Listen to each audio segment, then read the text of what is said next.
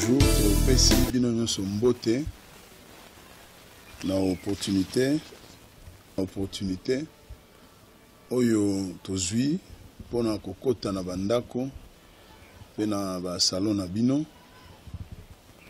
po toka koloba na thème moko toza nango espace na biso ezali espace de la bonne semence. Pourquoi eza to dénommer yango espace de la bonne semence? Parce que soki totangi na kati na ba écriture bazolakisa biso que bokonzi ya Nzambe eza tout un mystère. Or tout ce qui est comme mystère ezosenga quelque part esengeli bakoka ko expliquer yango bakoka ko porter yango à la portée ya moto nyonso po d'abord aza na connaissance à comprendre yango.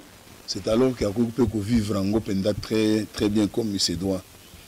Alors, dans un espace de la bonne semence, les alliés peuvent faire connaître le mystère du royaume.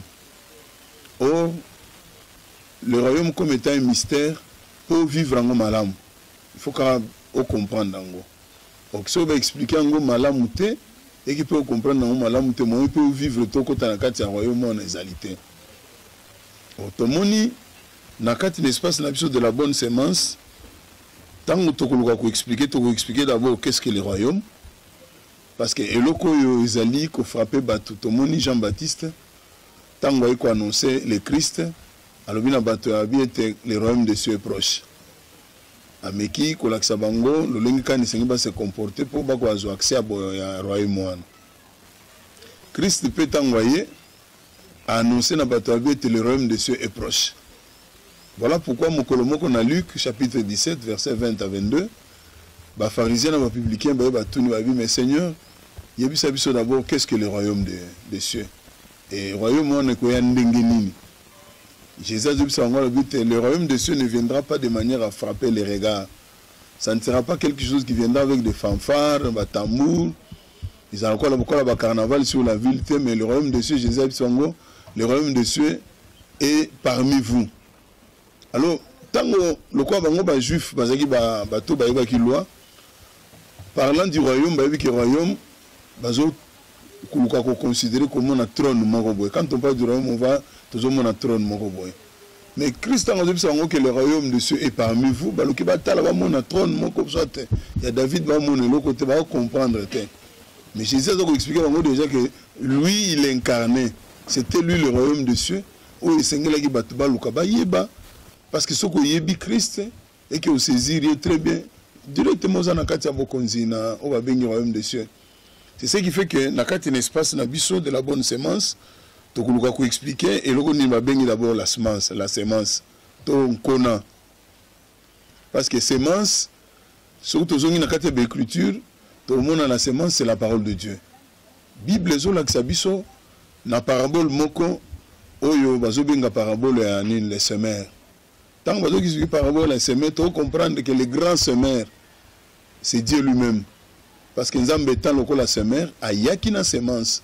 Mais parabole que les semeurs ayaki il avait une semence na kati ya nino yo, na kati ya kitunga na ye, na kati ya panier na ye. Et tant que le na kati ya champ, azo zo semence soit nazo semer. Or tout semeur quoique à semer avec larmes aux yeux, mais tant qu'on récolte avec chant d'allégresse. Alors tant que Christ a semé la semence que lui est en train de semer, c'est la parole de Dieu. Kolo azo semé le bananza parce que moni même Jacques Azolo banine.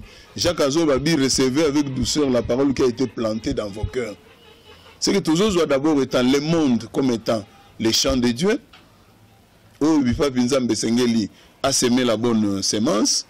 Toujours doit pe mutu azali pe un champ où bifa binzambe pe sengeli a semer toujours sa bonne semence qui est la parole de Dieu.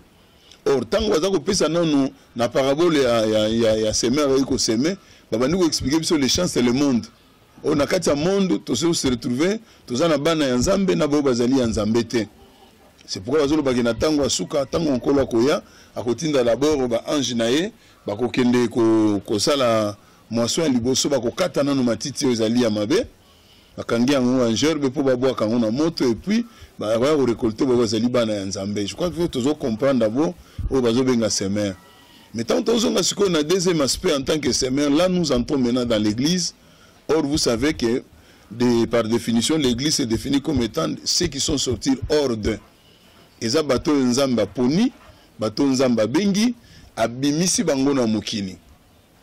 Exemple biblique, tous on a écrit, tous on a Israël qui à un certain moment ici c'est à ces jours-là qui est en Égypte.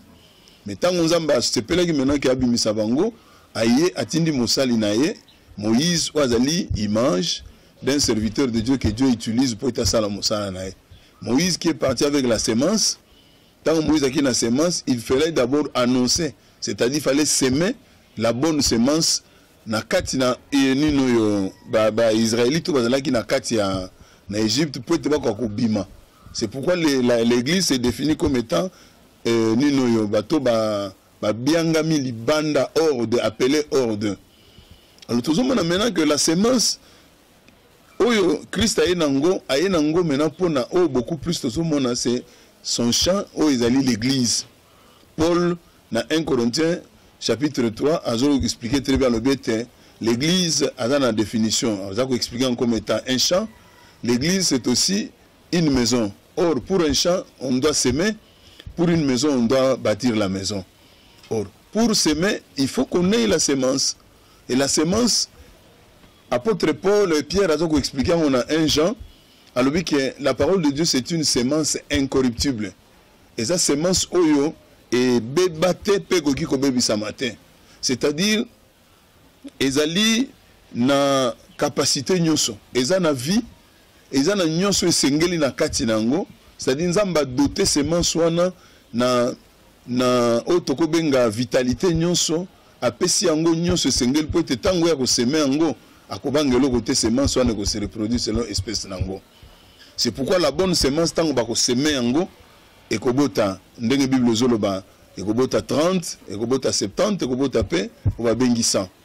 Oh, la parole de Dieu étant une semence incorruptible, c'est une semence qui a la vie. C'est une semence qui a cette capacité de transformer, c'est une semence qui a cette capacité de guérir, c'est une semence qui a cette capacité de restaurer et de restituer la vie de l'homme. C'est-à-dire, c'est la même au Koufa. La parole de Dieu, c'est la capacité, c'est la puissance, c'est la force.